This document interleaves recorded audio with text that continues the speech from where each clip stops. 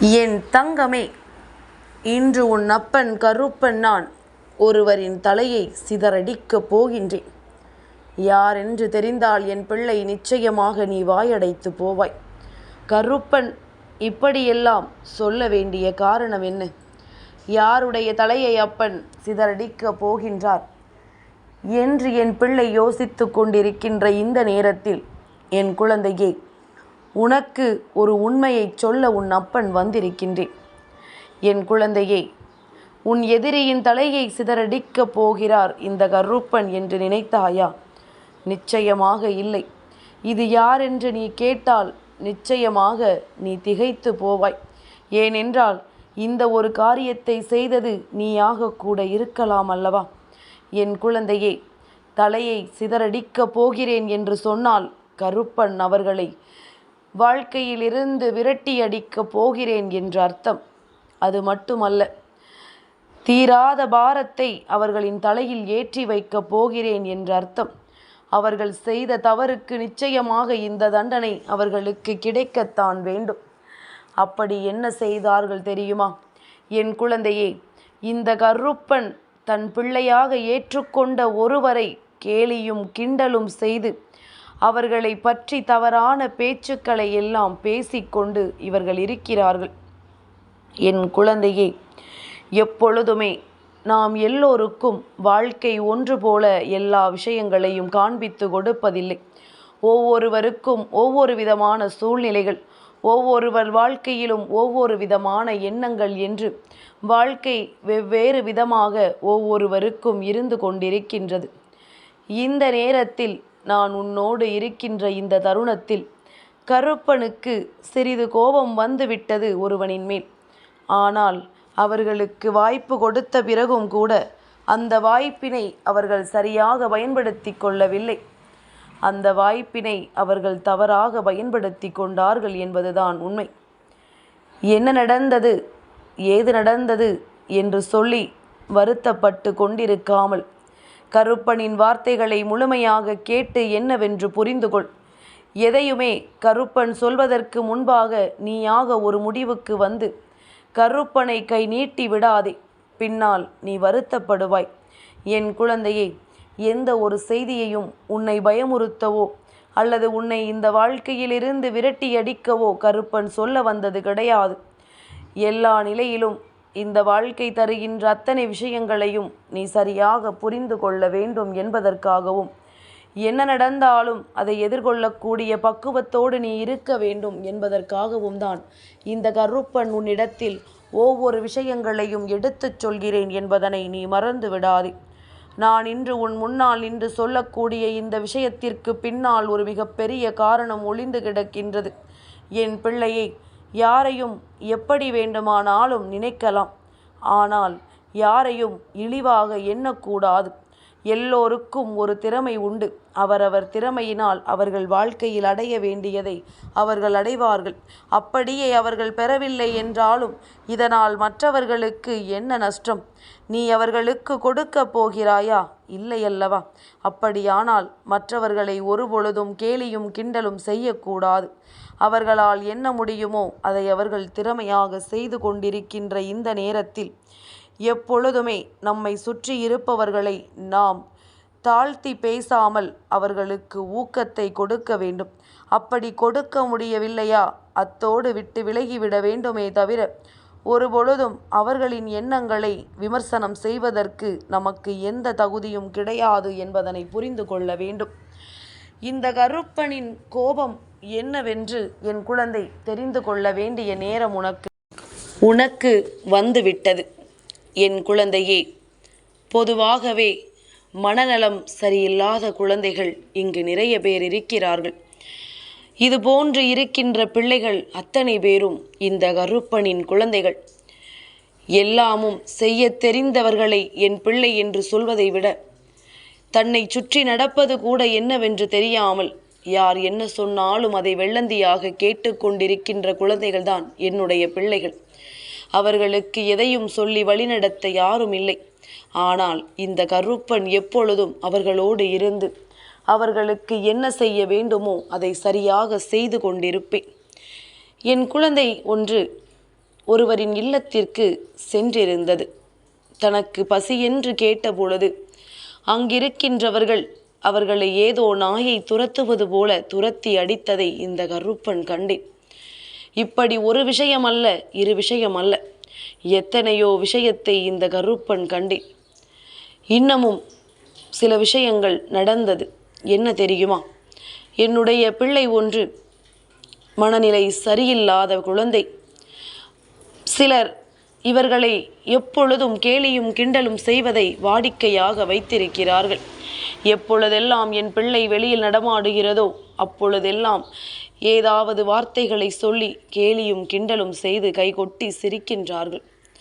இந்த பிள்ளையினால் இதை தாங்கிக் கொள்ள முடியவில்லை. தன்னை இவர்கள் ஏதோ சொல்கிறார்கள் என்பது மட்டும் புரிகின்றது. உடனே என் குழந்தை என்ன செய்தது தெரியுமா? தன்னை யார் கேலியும் கிண்டலும் செய்தார்களோ அவர்களுக்கு மிகவும் நெருக்கமான ஒருவரிடத்தில் சென்று, என்னை இப்படி சொல்கிறார்கள், நீங்கள் கேட்கக்கூடாதா என்று கேட்டது. அதற்கு அவரும் இவருக்கு ஆறுதல் சொல்வது போல சொல்லிவிட்டு, நான் பார்த்து கொள்கிறேன், அவர்களை நான் என்னவென்று கேட்கிறேன் என்று சொல்லிவிட்டு என் பிள்ளை அங்கே திரும்பியதுமே என் பிள்ளையை பற்றி இவர்களும் கிண்டல் செய்து கொண்டிருந்தார்கள். இந்த கருப்பனுக்கு மனது எப்படி துடித்தது தெரியுமா? இதையெல்லாம் காணும் பொழுது அப்பனின் கண்கள் குளமாகியது. என்ன இந்த மனிதர்கள்! சாதாரணமாக நல்லபடியாக இருக்கின்றவர்களையே நாம் இது போன்று செய்தால் பொறுத்து கொள்ள மாட்டோம். ஆனால் இவர்கள் இப்பேற்பட்ட நிலையில் இருக்கும் பொழுது இப்படியான ஒரு நிலையை இவர்களுக்கு கொடுக்கிறார்களே என்று சொல்லி இந்த கருப்பனுக்கு கஷ்டமாகத்தான் இருந்தது. ஆனாலும் கருப்பன் அவர்களை எதுவுமே செய்யவில்லை. எந்த தெய்வமும் அவர்களை எதுவும் செய்யவில்லை. ஆனால் விதி என்ற ஒன்று இருக்கிறதல்லவா? யாரொருவர் இந்த குழந்தைக்கு மனநலம் சரியில்லை, புத்தி சுவாதீனம் இல்லை என்று சொல்லி அந்த இடத்தில் கேலியும் கிண்டலும் செய்தார்களோ, அடுத்த 2வது நாள் இவர்கள் போகின்ற வழியில் கீழே விழுந்து தலையில் அடிபட்டு இப்பொழுது அவர்கள் புத்தி சுவாதீனம் இல்லாத ஒரு நிலையில் இருந்து கொண்டிருக்கின்றார்கள். இது யாரும் அவர்களுக்கு கொடுத்த தண்டனை அல்ல. இந்த கருப்பன் அவர்களை எதுவும் செய்யவில்லை. ஆனால் கர்மவினை, அவர்கள் செய்த பாவம் அவர்களுக்கு அப்பொழுதே ஒரு தண்டனையை கொடுத்து விட்டது என்பதுதான் உண்மை. அதனால்தான் எல்லோரிடத்திலும் சொல்கின்றேன், எந்த ஒரு விஷயத்தையும் செய்வதற்கு முன்னால் கவனமாக இருக்க வேண்டும். போட்டியோ எந்த ஒரு விஷயமோ சரி, உனக்கு இணையாக இருப்பவர்களிடத்தில்தான் அதை நீ செய்ய வேண்டுமே தவிர உன்னை விட பலம் குறைந்தவர்களிடத்தில் ஒருபொழுதும் உன்னுடைய திறமையை காண்பிக்க நினைக்காதே. தோற்று போவார்கள் என்று தெரிந்து ஒருவரிடத்தில் ஒருபொழுதும் உனக்கான திறமையை வெளிப்படுத்த நினைக்காதே. எதுவாக இருந்தாலும் முட்டி மோதி பார்ப்போம். என்ன நடந்தாலும் ஒன்று தோல்வி, இல்லை என்றால் வெற்றி. எது கிடைத்தாலும் சரிதான் என்று கடந்து செல்கின்றவர்களுக்குத்தான் இந்த வாழ்க்கை அத்தனை அற்புதங்களையும் கொடுக்கும். கருப்பன் சொல்வது போல யாரையும் கேலியும் கிண்டலும் செய்வதும் யாருடைய உடல் ஊனத்தையும் குறை சொல்வதுமாக நீ இருந்து கொண்டிருந்தாயானால் அவர்களின் தலையை இந்த கருப்பன் சிதறடித்து விடுவேன் என்பதனைத்தான் உன்னிடத்தில் சொல்ல வந்திருக்கின்றேன். கருப்பனுக்கு சட்டென்று கோபம் வராது. ஆனால் கோபம் வந்துவிட்டால் நிச்சயமாக ஒரு பொழுதும் அந்த கோபத்திலிருந்து என்னை மீட்டெடுத்து விட முடியாது. நீ செய்தாய் என்று சொல்லவில்லை. ஒருவேளை இது போன்ற தவறுகளை நீ செய்திருக்கும் பட்சத்தில் நிச்சயமாக இனி ஒரு பொழுதும் என் குழந்தை இந்த தவறை செய்துவிட முடியாதபடிக்கு உன் மனநிலையை மாற்றிக்கொள். எப்பொழுதும் நமக்கு நல்லது நடக்கும் என்று நீ நம்பு. இல்லை என்றால் என் குழந்தை, இந்த வாழ்க்கையில் மிக பெரிய வேதனைகளை எல்லாம் சந்திக்க வேண்டிய நிலை உனக்கு வந்துவிடும் என்பதனை நீ மறந்து விடாதே. என் தங்கமே, எந்த நேரம் உனக்கு என்ன நடக்கிறது, எந்த நேரம் இந்த வாழ்க்கை உனக்கு என்ன கொடுக்கிறது என்பதனை சரியாக புரிந்து கொள். நம்மிடம் எல்லாம் இருக்கிறது என்பதற்காக இல்லாத ஒருவரை கேலியும் கிண்டலையும் உன்னை செய்யச் சொல்லவில்லை. இந்த தவறை நீ செய்யவில்லை என்றால் அப்பனுக்கு ரொம்ப சந்தோஷம். அதே நேரத்தில் இந்த தவறை நீ செய்திருப்பாயானால் நிச்சயமாக இந்த கருப்பன் உனக்கு தண்டனையை கொடுத்தே தீருவேன் என்பதில் எந்த ஒரு மாற்று கருத்தும் கிடையாது. நான் இருந்து உனக்கு கொடுக்கின்ற ஒவ்வொரு விஷயங்களும் எப்பொழுதுமே இந்த வாழ்க்கையில் உன்னை நல் நிலைக்கு கொண்டு வரும். ஆனால் இது போன்ற சில விஷயங்களும் இது போன்ற சில சம்பவங்களும் உன்னை வாழ்க்கையில் பின்னோக்கி இழுத்து வந்து விடும் என்பதனை மறக்கக்கூடாது. என் குழந்தையே, எவ்வளவோ உணவுகளை வீணாக்குகிறோம், எவ்வளவோ உணவுகளை யாருக்கும் பயன்படாமல் நாம் அள்ளி வீசுகிறோம். ஆனால் பசி என்று வருகின்ற ஒருவருக்கு கொடுக்க மனம் இருக்கவில்லை. பல பேருக்கு உன்னை சொல்லவில்லை, எத்தனையோ பேர் இது போன்ற மனநிலையில் இருக்கிறார்கள்.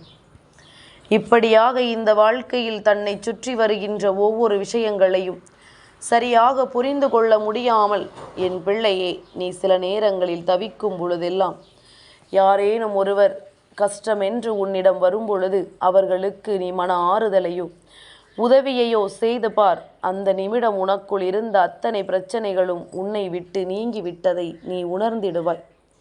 தேவையில்லாத விஷயங்கள் எல்லாம் உன்னை தேடி வந்து உனக்கு கொடுத்திட்ட கஷ்டங்களை நீ சரியாக புரிந்து கொள்வாய். எப்பொழுதுமே உனக்காக கருப்பன் நான் இருக்கின்றேன். மனநிலை சரியில்லாத குழந்தைகள், மூளை வளர்ச்சி இல்லாத குழந்தைகள் என்று எத்தனையோ பிள்ளைகள் இந்த கருப்பனின் தலைப்பிள்ளைகளாக இங்கே சுற்றி வலம் வந்து கொண்டிருக்கின்றார்கள். அவர்களை உனக்கு கவனிக்க தெரியவில்லை என்றாலும் பரவாயில்லை, ஒரு பொழுதும் உதாசீனம் செய்யாதே.